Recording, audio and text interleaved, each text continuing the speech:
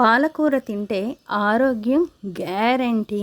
రక్తానికి ఇనుము సమృద్ధిగా ఉండి అనీమియాని దూరం చేస్తుంది.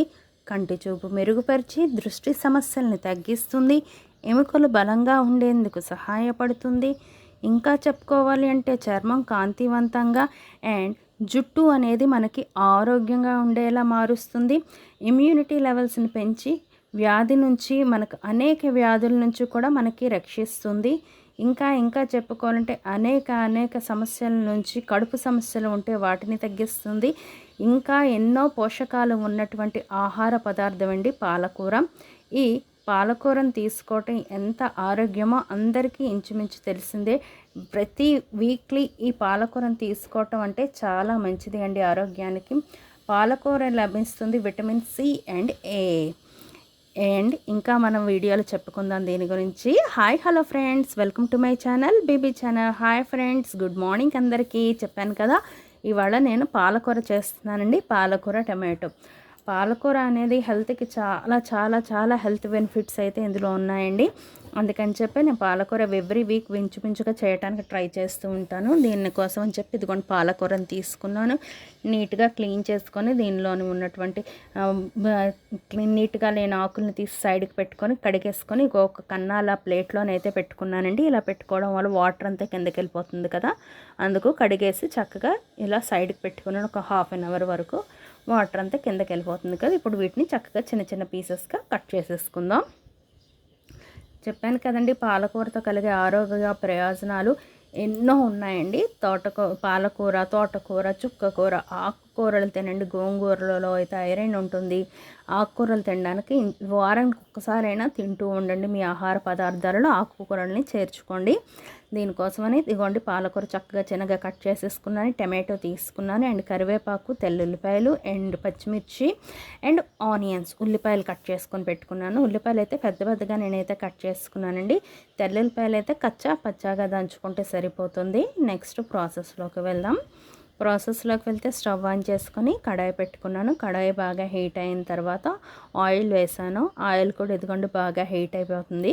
ఆయిల్ హీట్ అయిపోయింది కదా, ఇప్పుడు ఇందులోకి పోపు ఐటమ్స్ అయితే వేసాను. పోపు ఐటమ్స్ ఇందులో కొంచెం ఎక్కువే పడతాయండి. మినపప్పు, శనగపప్పు, ఆవాలు, జీలకర్ర అండ్ వేయాలనుకుంటే కొంచెం మెంతులు కూడా వేసుకోవచ్చు. ఎందుకంటే టమాటో అన్నీ వేస్తున్నాం పులుపు కదా, మెంతులు వేస్తే టేస్ట్ అనేది బాగుంటుంది. నెక్స్ట్ చెప్పాను కదండి నేను పెద్దగా ఆనియన్స్ పొడుగ్గా కట్ చేసుకున్నాను. ఆనియన్స్ అండ్ ఎండుమిరపకాయలు ఇవన్నీ కూడా చక్కగా ఫ్రై చేసేసుకుందాం. బాగా వేగాలి ఇది. నెక్స్ట్ పెద్దగా కట్ చేసుకున్న పచ్చిమిర్చి కూడా అండ్ ఆనియన్స్ కూడా రెండు కూడా నేను పొడుగుగానే కట్ చేసుకున్నానండి. రోగనిరోధక శక్తిని పెంచుతుంది అండి మనకి పాలకూర. ఎముకలు దృఢంగా మారతాయి. గుండె ఆరోగ్యాన్ని అయితే సంరక్షిస్తుంది. నెక్స్ట్ ఇదిగోండి నేను ఇందులోకి ఫ్రెష్గా ఉన్న కరివేపాకుని అయితే యాడ్ చేసుకున్నాను. ఇదంతా కూడా చక్కగా పోపు అంతా ఫ్రై అయిపోవాలి. పాలకూరలో విటమిన్ సి అండ్ ఏ ఉంటాయండి. ఈ vitamin A and C magnesium and folic acid and క్యాన్సర్ని కూడా నియంత్రిస్తాయండి. నెక్స్ట్ టేస్ట్కి తగినంత సాల్ట్ వేసాను. సాల్ట్ మాత్రం చూసి వేసుకోండి, ఎందుకంటే పాలకూరకి సాల్ట్ ఎక్కువ వేయక్కర్లేదు, కొంచెం తగ్గించే వేసుకోండి. నార్మల్ ఆకుకూరలకు వేసినంత సాల్ట్ అయితే పాలకూరకి వేయాల్సిన అవసరం ఉండదు. చెక్ చేసుకోండి ఒకసారి.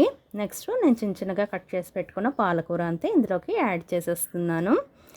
నెక్స్ట్ ఇందులోనికి చూసుకున్నట్లయితే పాలకూర ఆహారంలో ఎక్కువగా తీసుకున్న వారికి ఓవేరియన్ క్యాన్సర్ వచ్చే అవకాశాలు చాలా వరకు తగ్గుతాయండి. సౌందర్యానికి కూడా పాలకూర చాలా మంచిదంటండి.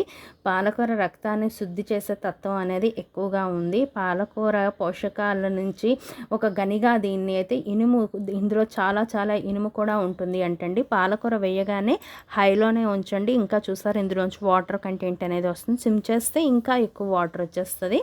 అందుకు హైలోనే పెట్టుకొని దీన్ని ఉంచుకున్నట్టయితే తొందరగా వాటర్ అనేది డ్రై అయిపోతుంది. నెక్స్ట్ కావాల్సినంత నేనైతే ఇందులో పసుపు యాడ్ చేసుకున్నాను. నెక్స్ట్ కచ్చాపచ్చాగా దంచుకున్నటువంటి తెల్లుల్లిపాయలు, కొంచెం కారాన్ని అయితే యాడ్ చేసుకున్నాను. ఈ వాటర్ అంతా డ్రై అవ్వాలి. ఓకేనండి. డ్రై అయినంత వరకు దీన్ని అయితే ఇట్లాగా కుక్ చేసేసుకుందాం.